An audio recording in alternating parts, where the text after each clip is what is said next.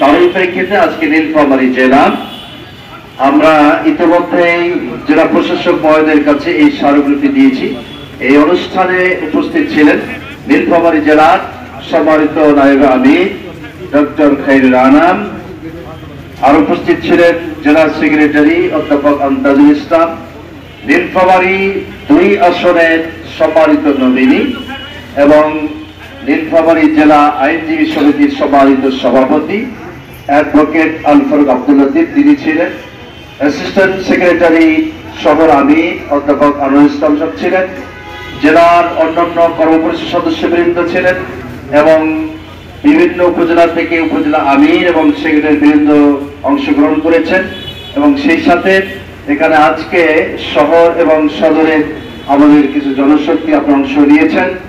সম্মানিত সাংবাদিক বৃন্দ, প্রশাসনের অন্যান্য কর্মকর্তা বৃন্দ, সকলকেই আমরা সংক্ষিপ্তভাবে আমরা কি দিয়েছি সেটা পড়ে শোনাচ্ছি। স্মারকলিপি বাংলাদেশ জামাত ইসলামী নীলফামারী জেলার পক্ষ থেকে বরাবর মাননীয় প্রধান উপদেষ্টা গণপ্রজাতন্ত্রী বাংলাদেশ সরকার মাধ্যম জেলা প্রশাসক নীলফামারী। বিষয় হচ্ছে সরকারের ঘোষণা অনুযায়ী আগামী ফেব্রুয়ারিতে অনুষ্ঠিতব্য জাতীয় নির্বাচনের পূর্বে জুলাই জাতীয় সনদ বাস্তবায়ন আদেশ জারি ও উক্ত আদেশের উপর গণভোট আয়োজন সহ 5 দফা বাস্তবায়নের দাবিতে স্মারকলিপি। এখানে বিস্তারিত বিষয় তুলে ধরা হয়েছে, তবে একটি বিষয় উল্লেখ না করলেই নয়। এ লক্ষ্যে গঠিত হয় বিভিন্ন সংস্কার কমিশন। কমিশনগুলোর সুপারিশের ভিত্তিতে জাতীয় ঐক্যমত্য কমিশন 166টি প্রস্তাবের ভিত্তিতে রাজনৈতিক দলসমূহের সাথে আলোচনায় মিলিত হন।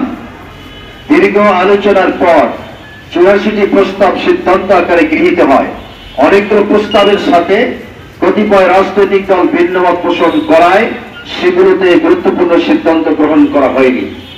আমরা মনে করি বাংলাদেশ জামাত ইসলামী সহ 26টি দল ইতিমধ্যেই পিআর পদ্ধতিতে এবং জুলাই সনদ এর স্বীকৃতি প্রদান সহ 5 দফার দাবির এই আন্দোলন চলছে।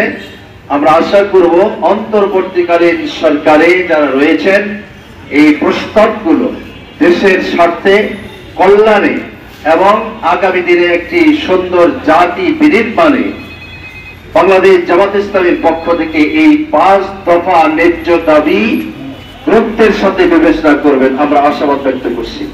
আজকের এই অনুষ্ঠানকে যারা সফল করেছেন নীলফামারী জেলা সংগঠনের পক্ষ থেকে আপনাদেরকে ধন্যবাদ জানাচ্ছি, বরাবর জানাচ্ছি। 5 দফা আমি সংক্ষেপে উল্লেখ করছি। 5 দফা দাবি সমূহ কি? 1, আগামী ফেব্রুয়ারিতে অনুষ্ঠিতব্য জাতীয় নির্বাচনের পূর্বে জুলাই জাতীয় সনদ বাস্তবায়নের আদেশ জারি ও উক্ত আদেশের উপর গণভোট আয়োজন করা। 2, আগামী জাতীয় নির্বাচনে উভয় পক্ষে পিআর পদ্ধতি চালু করা।